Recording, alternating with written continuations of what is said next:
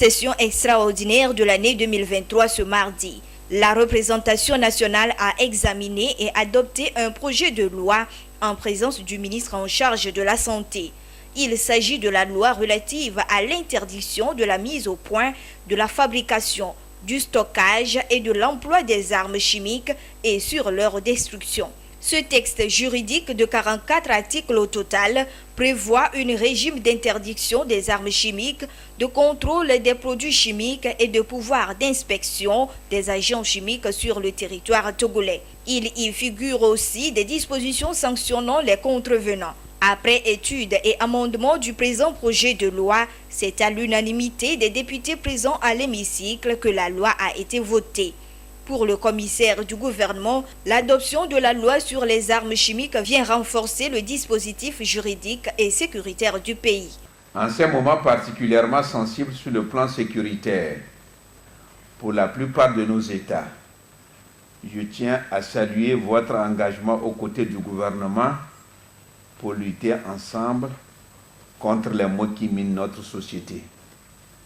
Ainsi, l'adoption du projet de loi portant interdiction de la mise au point, de la fabrication, du stockage et de l'emploi des armes chimiques et sur leur destruction permettra à notre pays non seulement de remplir ses obligations internationales, mais aussi et surtout de donner à l'autorité nationale pour l'interdiction des armes chimiques et autres structures assimilées les moyens nécessaires de réaliser pleinement les missions qui leur sont assignées conformément à la vision du chef de l'État. La présente loi confère également un pouvoir d'action à l'ANIAC Togo, organe public chargé de lutter contre la prolifération des produits chimiques sous toutes ses formes. Avec l'adoption de cette loi, les différents acteurs intervenant dans la gestion des produits chimiques,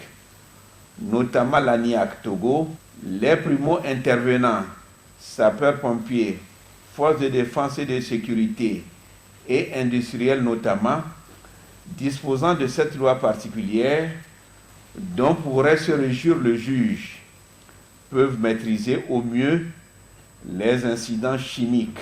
Au Togo, il en va donc de l'intérêt de nous tous. Cette loi aujourd'hui nous donne la possibilité non seulement de sensibiliser, mais aussi de sévir et de nous mettre en concordance avec l'OIAC. Sans cette loi, vous ne pouvez pas aller dans un magasin aujourd'hui et dire que bon, vous n'avez pas droit d'importer, vous n'avez pas le droit de commercialiser, vous n'avez pas le droit de mettre votre usine en place et tout ça. C'est cette loi maintenant qui nous permet de contrôler, de mener à bien nos activités. Auparavant, notre code pénal nous permettait de le faire, mais pas de manière suffisante, comme si la loi était adoptée. La présidente de l'Assemblée nationale, dans son mot de clôture, n'a pas manqué d'exprimer sa reconnaissance aux députés pour le travail abattu. Nous ne pouvons que vraiment remercier chacun d'entre nous pour notre présence massive.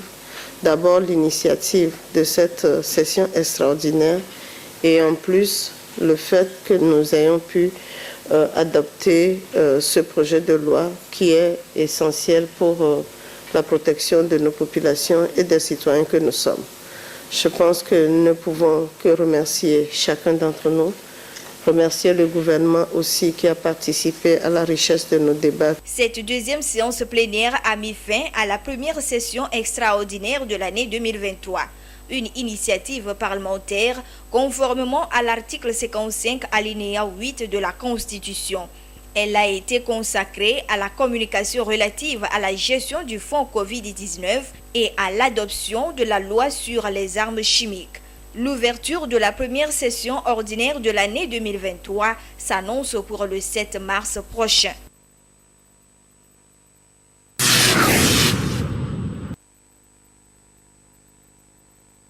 « 336 morts, 5055 blessés sur les 3689 cas d'accidents enregistrés. C'est le bilan du deuxième semestre de l'année 2022. Bilan dressé le 21 février dernier par le ministre en charge des Transports. Ces chiffres inquiétants prouvent à suffisance que les routes continuent de faire des victimes et ce, en dépit de multiples campagnes de sensibilisation. Selon les responsables de la division de la sécurité routière DSR section Lomé, les causes de ces accidents sont nombreuses. Je tiens à préciser que ces morts, c'est ceux qui sont morts sur le champ. Le chiffre là peut être vu considérablement à la hausse. Ça veut dire qu'au cours de leur hospitalisation, certains peuvent succomber des suites de leurs blessures. C'est les facteurs humains, c'est l'homme qui est au centre, c'est défaut de maîtrise et puis la vitesse. Les motocyclistes couvrent 72%.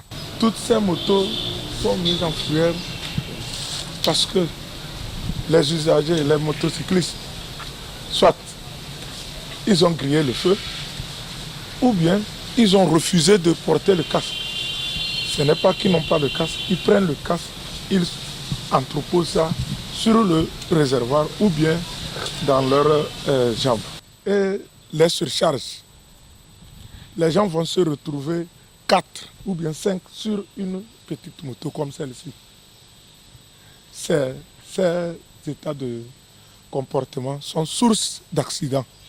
Face à cette légère hausse des cas d'accidents au Togo en 2022 et aux multiples conséquences fâcheuses, les usagers de la route sont invités à adopter de bons comportements et au respect scrupuleux du code de la route. Les règles de circulation sont prescrites par le code. Et qui parle de code, parle de formation. J'invite tous nos concitoyens, que ce soit les motocyclistes ou les usagers à voiture, de se faire former. Ils vont acquérir les techniques de pilotage, les règles de circulation et le code de la route. Ils vont s'en approprier pour pouvoir éviter les accidents sur nos voies. La DSR, depuis sa création, s'est lancée dans la sensibilisation, dans les églises, dans les mosquées, au marché, même dans les écoles. Je tiens à rappeler à nos concitoyens que nous allons passer à la phase de sanction. Nous allons sanctionner très durement, mais on va toujours continuer les sensibilisations. Pour cette année, je vous signale d'ailleurs qu'il y a les radars qui seront opérationnels. Nous allons accentuer aussi les tests d'alcool. Au regard de ces chiffres qui interpellent, la prudence et la vigilance doivent toujours être de mise.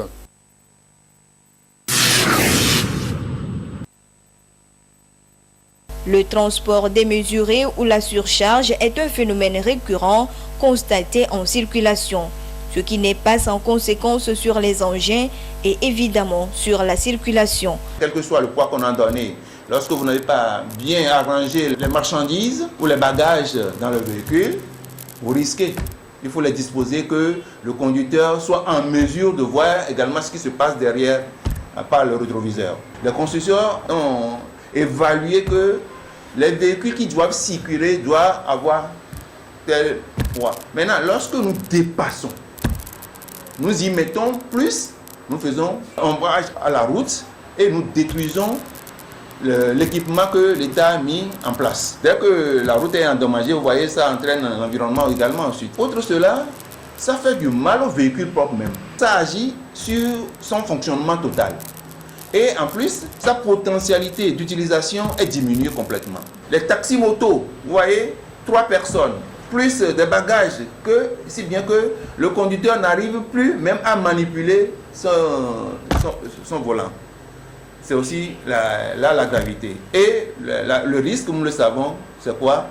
C'est l'accident. Et c'est vite arrivé. Le poids de la charge apportée par chaque engin est réglementé par le code de la route. Le respect de la norme et l'application des règles en circulation s'avèrent importants. Chaque véhicule, on adapte un poids donné. C'est ce que nous appelons PTAC, poids total autorisé en charge, poids vide, poids réel. Ce qui veut dire qu'un tel type de véhicule doit avoir tel poids avant de circuler. Y compris, bien sûr, le poids du véhicule, le poids des usagers qui sont dedans, même qu'ils soient moto également, et le poids de marchandises, ce qu'il doit emporter. Et c'est pourquoi l'autorité demande depuis qu'il y ait une formation sur le code de la route et une sensibilisation sur le comportement de l'usager. La psychologie même de l'usager, il faut le traiter.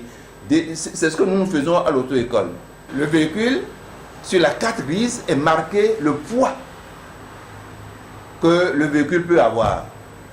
Donc, lorsque sur nos routes, les policiers qui contrôlent, ils arrivent, non seulement les pièces irrelatives qu'ils doivent contrôler, ils doivent voir la psychologie, même le comportement du conducteur, même sur la route, et voir l'usage qu'il en fait de son véhicule. Et lorsqu'il arrive trop les marchandises et au-delà de ça, le risque est grand. Le transport des charges adaptées, le respect du code de la route, la vigilance, la prudence doivent être le credo des conducteurs. Ceci non seulement pour le bien de leurs engins, mais également pour préserver leur vie et celle des autres.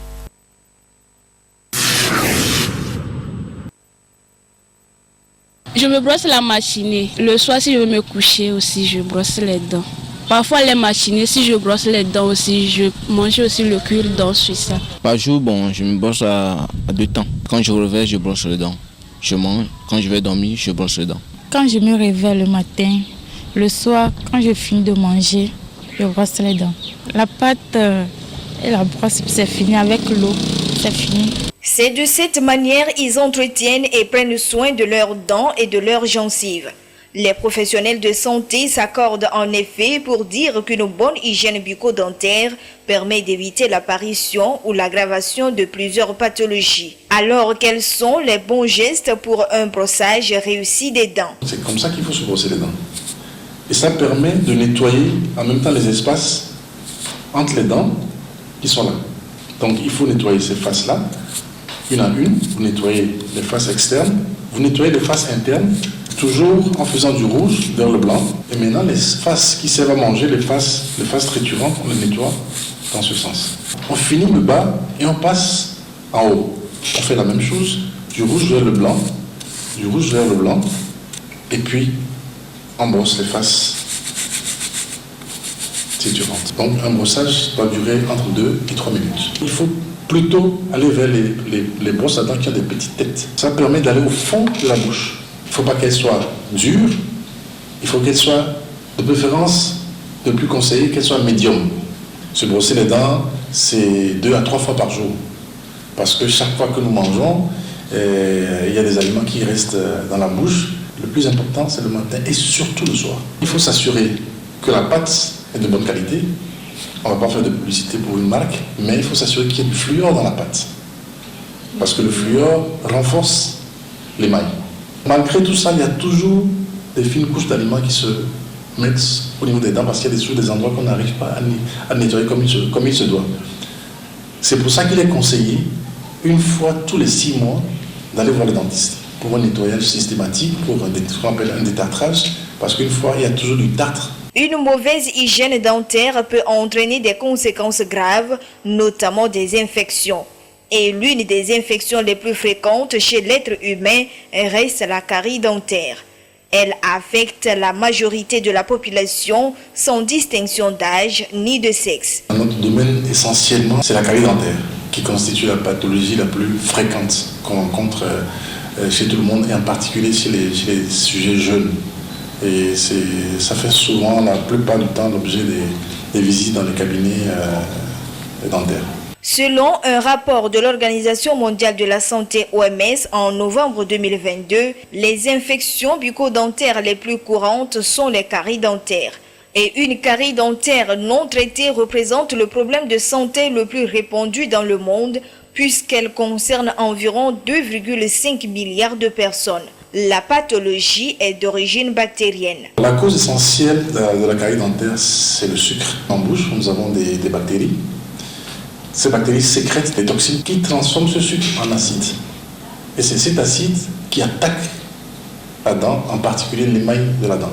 Après la transformation du sucre en acide, avec l'association des composants de la salive, en particulier les protéines salivaires, ça donne la formation de la plaque dentaire. Si rien n'est fait, nous avons encore d'autres composants de la salive, en l'occurrence le calcium qui sont dans la bouche, qui, avec cette plaque dentaire qui est installée, se transforme cette fois-ci en tartre. Ce n'est plus un dépôt mou, mais ça devient dur, collé aux dents. Et là, ça, c'est des nids de microbes. Si rien n'est fait, bonjour les dégâts, c'est là où la carie apparaît. Des douleurs dentaires, des dents très sensibles au chaud, au froid, au sucre ou encore à l'acide sont quelques symptômes cliniques de la carie dentaire. Face à ces symptômes, il est conseillé de se faire consulter chez des spécialistes. J'ai mal à la dent parfois. J'ai aussi le trou. On vend certains pâtes, on dit que ça fait les dents. Donc c'est ça que je paye à la pharmacie pour utiliser. Malheureusement, les gens arrivent souvent quand il y a rage dedans, et alors qu'on pouvait intervenir bien avant. Dès le départ, dès qu'on voit des taches dans la bouche, des trous, des points noirs sur des dents, c'est des signes en fait annonciateurs. Si vous voulez éviter d'enlever une dent, il faut aller très tôt soigner la dent pour ne pas arriver à la phase où il faut enlever. Parce qu'il y a une phase, quand on arrive à cette phase d'infection grave, on ne peut plus rien faire, il faut enlever la dent. La plupart des infections bucco-dentaires sont en grande partie évitables et peuvent être traitées à un stade précoce. Une carie dentaire non traitée peut avoir de graves conséquences sur la santé en général. Il est donc primordial de prendre rendez-vous chez les spécialistes dès les premiers signes.